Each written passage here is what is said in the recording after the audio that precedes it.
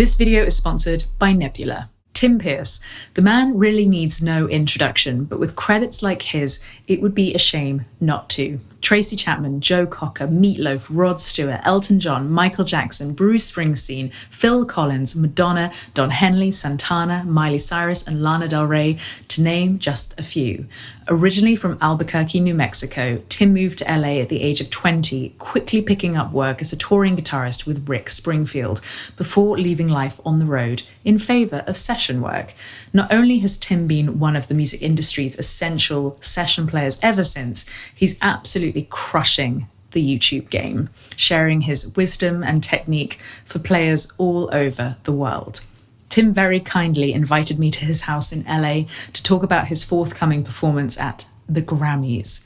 We talk about preparing for an 80-song setlist, dealing with pressure, how I should prep for my forthcoming tour, him playing with Bob Dylan, his pedalboard setups, his guitars, the LA Super Strat, and much more. I found this conversation fascinating, and I think you will too.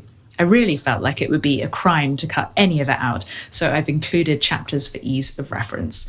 I hope you enjoy. This is the world's most versatile guitarist, Tim Pierce. I do riffs all the time.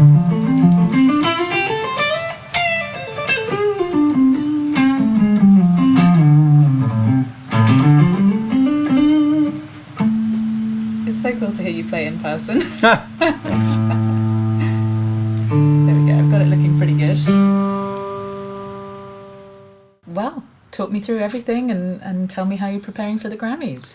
So I first did this gig a number of years ago, and I shouldn't be doing it because I don't really read well enough to do it, but the musical director is a friend of mine, and he has always allowed me the option of getting the stuff in advance and learning it. But like any entertainment industry endeavor, everything comes at the last minute. So I actually gave it up a couple of years ago and gave it to a friend of mine who's an amazing reader. But I tried to give it up this year, but I think Che, for some reason, he wanted me back. And he said, okay, what's it going to take for you to do this? And I said, okay, because it's 80 songs, maybe even 90 ultimately, but because it's 80 songs, I said, okay, give me 40 songs 4 weeks in advance, 20 songs 2 weeks in advance, and the other 20 a week in advance. He's done better than that. He's given me most of the songs 2 weeks in advance. So I did get 40 songs a month in advance, and now I've gotten 20 more songs. So I've gotten most of them. And it's made it a breeze because I have to memorize. Then I do use the charts as kind of maps. But the guys that I work with on this, all the other guys, they pretty much sight read it. It's just a skill I never learned. So no judgment either way, but I'm happy to be doing it, happy to have the stuff in advance, but it's a lot of learning. And the charts are beautiful. And what happens is we do a play on when anybody wins an award, they come up and we play a song in the style of the category of the music. So it might be something from South America. It might be something for Metallica. It might be something country. It might be something from Africa. These are all categories that are all over the world because these are the working class Grammys. In the primetime show, they only do like 8 or 10 awards. Our show is in the afternoon, and they give away all the awards to the people in all of the smaller categories: Country Producer of the Year, Americana Record of the Year, Spoken Word Album, World Music, it's countless categories, Best Engineering on any record, so it's all this really important stuff. And these actually in some ways are more important than the big ones because these change people's careers. If you win a Grammy, then you can take it forever and use it to get a better fee at a gig or whatever. You know what I'm talking about. So anyway, that's the thing. So these are the charts, and we get them in advance. And then when we get to the gig, there'll be a book. So I just scroll down.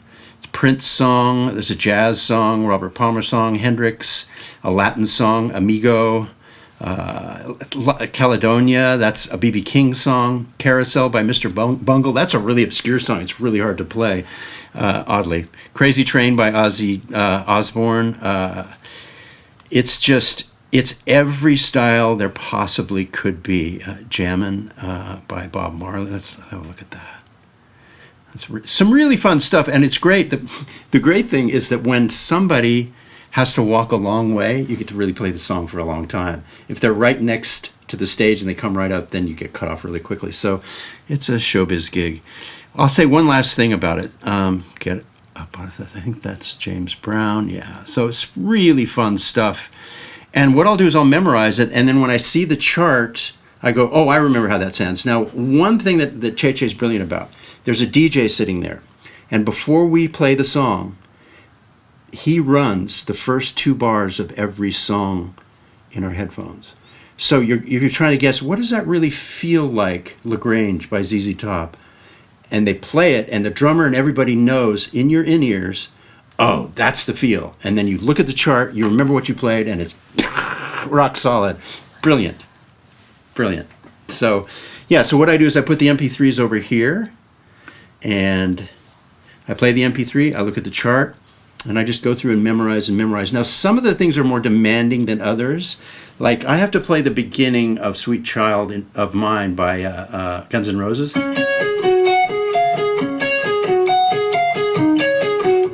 Okay, so when I practice this, once I start it, I never stop it, because I'm not going to have the option of playing this in front of the auditorium by myself at the beginning of the song and stopping it. So when I practice it, I don't allow myself to stop even if I make a mistake, because I know that's the discipline I need when I get there. And I try and turn my mind off. So that's when you're exposed and you're playing something where every note has to be right.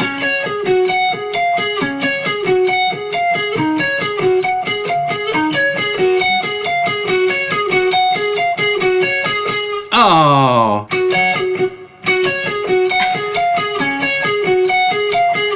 But see, that's cold. When we're on the gig, I'll have time while the previous person is accepting the award. I'll look at the chart, I'll go through it, I'll turn my mind off, I'll breathe deep, and then when they call it out and I have to play this by myself with a hi-hat in front of the audience, I'll be good. Wow. Can I describe you as the most versatile guitarist in the world? Sure. Because 80 songs, I mean, are there any other gigs like this? This is it. No. You're the most versatile guitarist in the world. Well, it's the most versatile job probably out there. Thank you. With the most amount of pressure. It's you rise to it, and you breathe deep and you prepare, basically. And you like something like that, you make it second nature. And then you have to realize if there is a note that's out of place, keep going. It's going to be okay. It's fine. Yeah, You know? you have to let it go, otherwise it will then ricochet, won't it, Yeah. and then ruin Yeah. the rest of your performance. Yeah. I mean, this is amazing. I have the I have a tour in September. I haven't toured in a while. I definitely haven't done a headline tour of this. It's not a huge tour by any means, but it is going to require between 22 or 25 songs a night. I haven't sort of whittled down the set list. Acoustic set to begin with, then full band, sort of run through the album and everything. Give me advice on how to prepare for that, because that's all I'm focused on this year. Like, although I want to write other songs, I know what that show needs to be, and it's my sort of mini version of this. It's already sort of weighing on my mind, being like, you should have that set in stone. You should have it repeated 100 times full show before you even get to band rehearsals by myself, because I can, play, sing, same time in front of a mirror every day. Is that useful, or is there any other sort of advice? That's exactly how I would do it. The other thing comes down to stamina, because a lot of us, it comes down to seasons. If you're in a season where you're writing, creating, you don't necessarily have the stamina to be a live performer. I'll give you an example. During the pandemic, Don Was called me up and he said, "Hey, you want to go over to Bob Dylan's and run some songs with him?" And I went, it's scary, but yeah, okay. So I was hired in that particular situation to be early Bob Dylan's strummer. So Don wanted me to be Bob Dylan from the 60s and just strum. And so what I did, I thought, okay, this is COVID. I don't know if I have the stamina to play acoustic guitar start to finish, back to back, song after song. I made sure that I could play all the songs we had chosen without stopping. And I made sure that I had the stamina to do like 12 or 13 of them in a row, because that's what we're going to do. We're going to run these really, really fast. And so I built up the stamina. So I would start running things, make sure you play from beginning to end. I would film it. And then I would do some family and friends concerts. If you have 10 people there, 5 people, family and friends. And then you'll feel the nerves, you'll feel the pacing. If you tell a joke or an anecdote, you'll feel how that lays. film that. And then I think you'll be good. So it's stamina, family and friends, repetition, basically. Family and friends. Oh my God, I hadn't really thought of that, because I will say it's a different position now that I can't go out and gig like I used to, where I do the pub gigs. Yeah. Although actually that was a different level of stamina that I used to have that I do not have anymore. And I kind of wanted to go back and do those 4-hour pub sets to get the stamina back, to then find an hour and a half set easy. It'd be easy in comparison.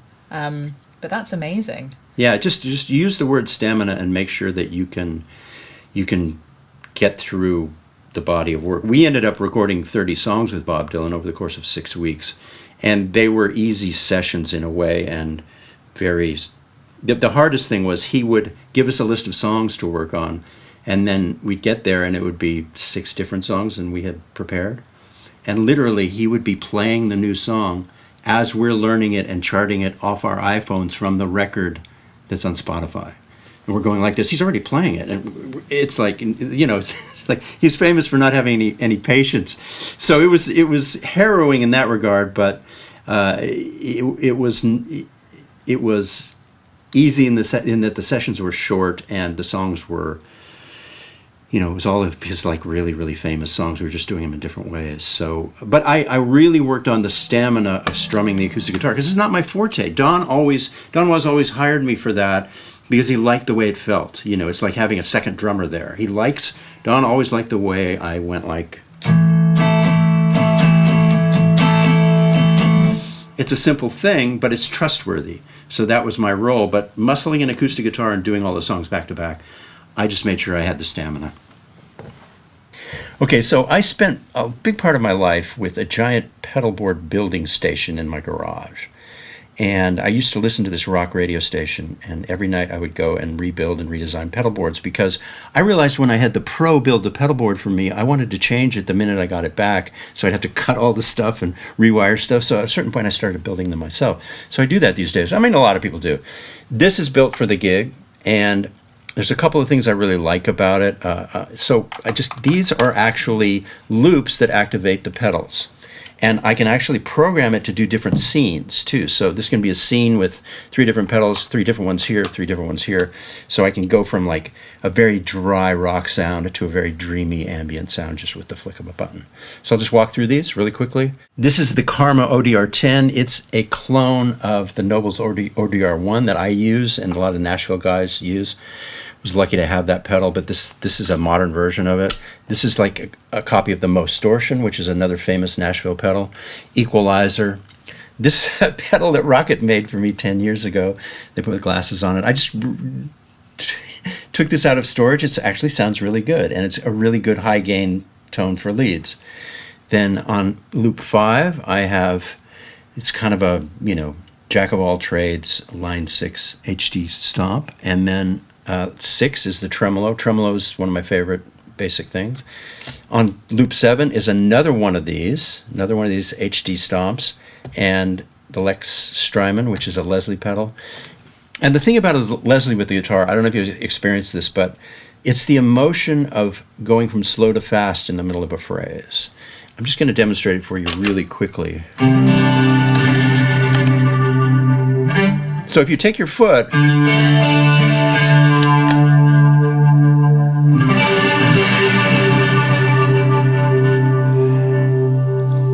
to me, the whole ball game is if it's constantly speeding up and slowing down. And if you watch a great Hammond player, that's what they're doing. They're constantly turning it on and off so it speeds up and slows down. And I never leave it on fast for too long. That's the narcotic thing when it slows down and speeds up all the time. So that has to be right up front so I can get my foot and manipulate it. But the best thing about this pedal board is these 2 expression pedals. They're hooked up to a delay and a reverb. So I can start out something dry, and if I'm playing a phrase, with my foot I can bring in the delay and then take it away. Same with the reverb.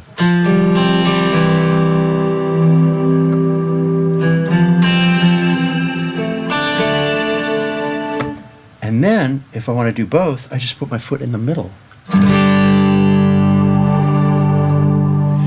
It's so fun when you're playing a lead in particular. You can just bring stuff in and out, make it wet, make it dry, anywhere in between. So that's what I really enjoy about this pedal board. And then finally, the greatest new tuner, the Canvas. And I'm not endorsed by these guys or anything, it's just I really love it.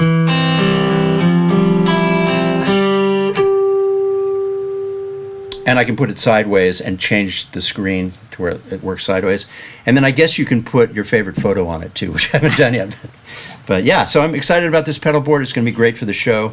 The only other thing is I'm going to have to use a wah-wah for a couple of the songs, which I hate doing, but I'm going to add a wah-wah to the side of it. So some of the old school R&B requires wah. I do this pretty often. I'll build a pedal board for a particular gig, but it's the pedal board that I end up using for the next year. You know, so I'm looking at the entire landscape. So these new Line 6 pedals are very easy, very practical. You don't need the manual, you don't have to menu dive, and they can get all the phasers, and they can get tremolos and delays. So these two pedals alone can get pretty much everything that I can get from these. So they're like, hammers. They're like, all-purpose things. So that's why they're there. If I need a phaser for some old 70s song, I can dial it up here. If I need, some chorus for a Police song, I can dial it up here just really quickly, easily. So that takes care of all the, myriad of sounds that might be identified with a genre from the 70s, 80s, or 90s.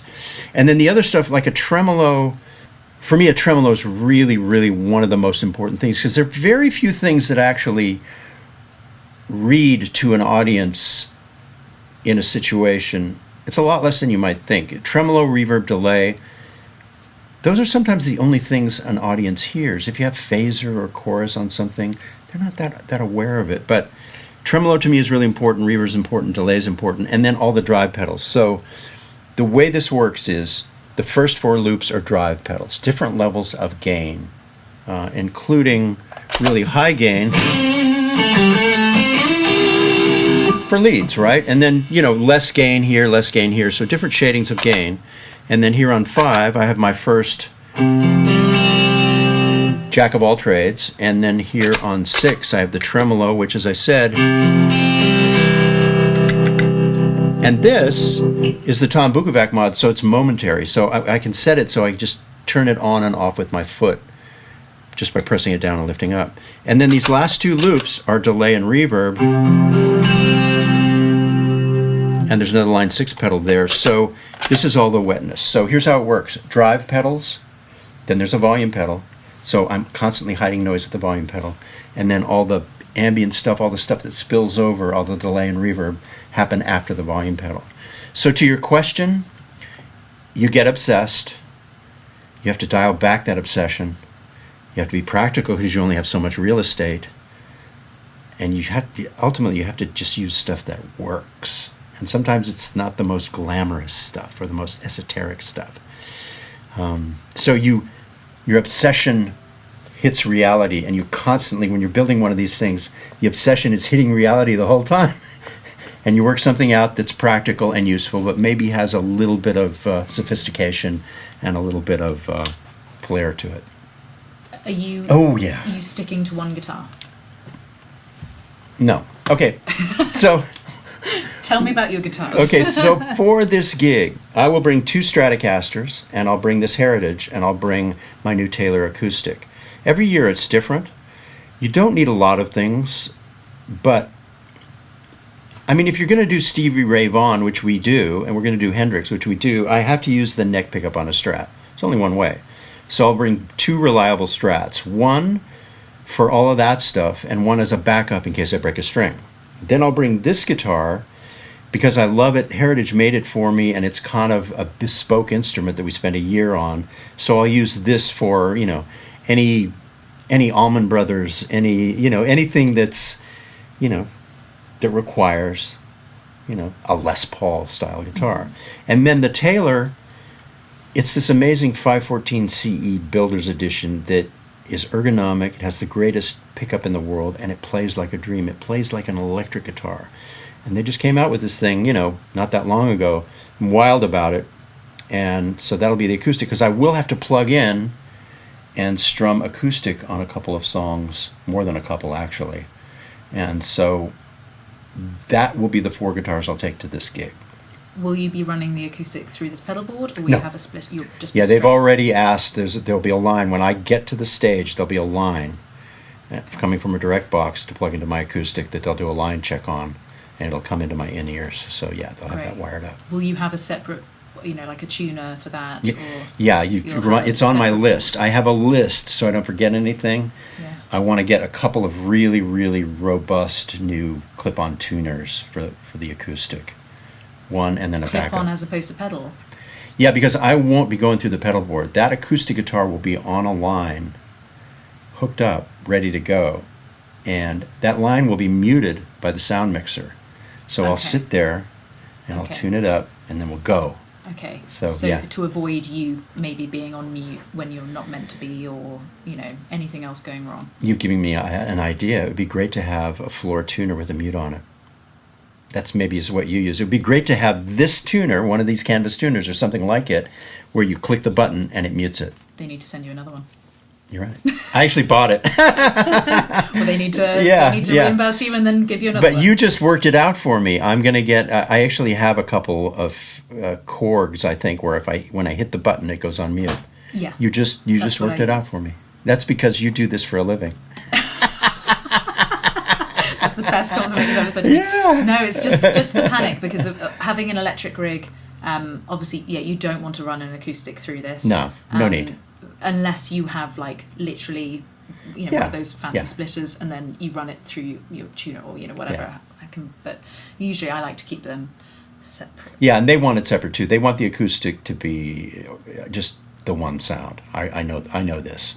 The powers that be at the Grammys. One sound. What is the one sound for acoustic? Just DI'd with their own reverb on? Yeah, exactly. And maybe some compression, maybe some noise reduction. But yeah, EQ'd, the sound mixer will go, oh, I like that, but it's not bright enough. Brighten it. Yeah. And that's it. Yeah. And then maybe a noise gate, which they love too. A noise gate that is soft at the front and the back end so it doesn't ever cut off anything. Yeah. Maybe not, though. But yeah, it's just... And then the pickup on that guitar is exquisite. It sounds like a mic'd acoustic. And then with the 2 strats that you're taking, Mm-hmm. anything very special? Okay, the Stratocasters I'll take will be Super Strats. They'll be the LA studio Strat that's, that I think they're both going to have humbuckers in here. So if I need to switch to a heavy metal tone, it'll do a reasonable facsimile of that. But it's more about the neck pickup than anything Hendrix or SRV or funk, if we do a John Mayer song or, the Funkadelics or James Brown. It might be better to have a Strat than, certainly this guitar. But they will be Super Strats in the sense they'll be the LA, with the compound radius neck, very easy to play, and maybe even noiseless pickups, one of them. So they'll be like the studio kind of Strat from the 80s that's been brought forward to now. So yeah, they'll be boutique Super Strats, both of them. Right. Yeah. When I say Super Strat, this is a pretty good example. This is the 80s dream. Now, I got this guitar in the 90s. I've had it for that long. And it's actually a bit of a collector's item at this point, the James Tyler.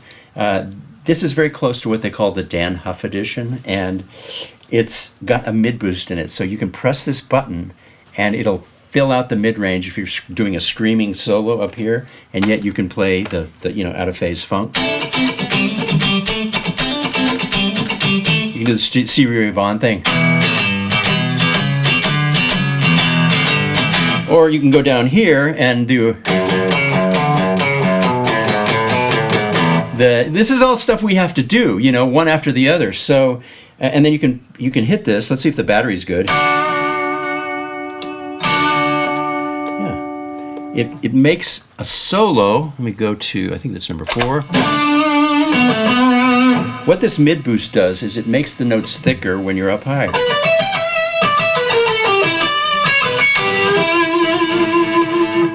You can turn it down, thins out a little bit. Turn it up, it fills out. It's really designed for single note soloing with high gain. So it's pretty cool. This is 80s perfection. With the LA Super Strat, can you give like a breakdown of exactly what that means? Okay, so I moved to LA in 1979, and the Super Strat was just beginning. The first time I saw it was at a Robin Ford gig. Robin Ford's rhythm guitar player that night was Michael Landau. And, he was already really famous. I couldn't believe my luck to see Robin Ford with Mike Landau in the background. But Mike Landau was playing something I'd never seen before. It was a Strat where he had routed out the bridge pickup and put a humbucker in. Not only that, it had a Floyd Rose system on it. And when we found out about the Floyd Rose, I must have waited 6 months for mine, because you could actually keep the guitar perfectly in tune and use the Floyd Rose. So the first Super Strats had a few defining features. They had the humbucker, put in, you had to destroy some wood to get this pickup in. It had the Floyd Rose, and then they put bass frets on it, so the frets were really wide and you could bend strings. So those are some of the things that defined the Super Strat in the 80s. And then you could do dive bombs like Eddie Van Halen. You had your bridge pickup, you could get the full heavy sound right back here. You stay perfectly in tune, and you could do, chords even. The thing I like about a vibrato arm, a tremolo arm, mostly is just massaging the chords a little bit. Well, you could do that all day long with the Floyd Rose. So it was the Floyd Rose, the humbucker at the bridge, and the massive frets on the neck. Perfect. That's amazing. I didn't know about the bass frets. Yeah. That's insane. Yeah. And they still do to this day. The frets that we all use are based on that original thing where they would take bass frets and pop them in. Because then all of a sudden you're just, wow, I can really bend for days, and this is so easy to play. And wow. Yeah. Okay. You don't happen to have that kind of instrument in this room? Well, that's what this is. But no, I do with the Floyd Rose. Yeah. I can find one. So the jumbo fret these days is basically the descendant of putting bass frets in a guitar. These massive frets that allow you to bend like crazy. This has jumbo frets. This is a 90s version of the 80s guitar. This is the guitar I used to use in the 90s all the time. Has the Floyd Rose. This assembly has been traded out probably half a dozen times, if not more, just for different tone changes. It's got the Floyd Rose, so...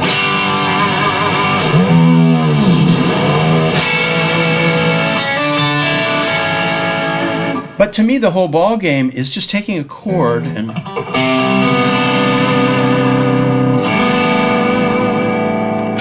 some ambience, maybe.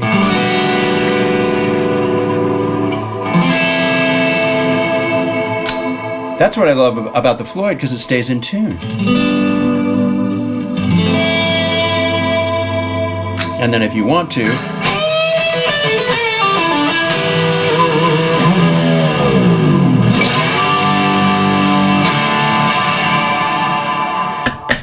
we didn't used to be able to do that. So when it happened, it was like a whole new world in the 80s. But this was my first Super Strat. One last thing about this. This was the era when these custom finishes were everywhere, and I just was sick of them. So I had Tom make me this, and I said, no finish on the wood, just seal it. And I never looked back. So I love this guitar. Has a sound to it too. Beautiful. With the guitar changes and the 80 songs, obviously the set list isn't in your hands, whereas as if you were up on the stage by yourself and it was your show, you would probably avoid too many guitar changes. Are you going to be changing guitar every single song? No. There will be one moment that'll be so impractical, I might even have to change in the middle of a song, and Dean Parks will be sitting there covering for me. There's two guitar players. Right. So you're right when you say, how do you know when to change? Well, there's always a point when, wow, that couldn't be more inconvenient. I have to go from a heavy metal sound to acoustic guitar, and I have to be ready to play the acoustic guitar at the end of the song. There'll be a moment like that, for sure.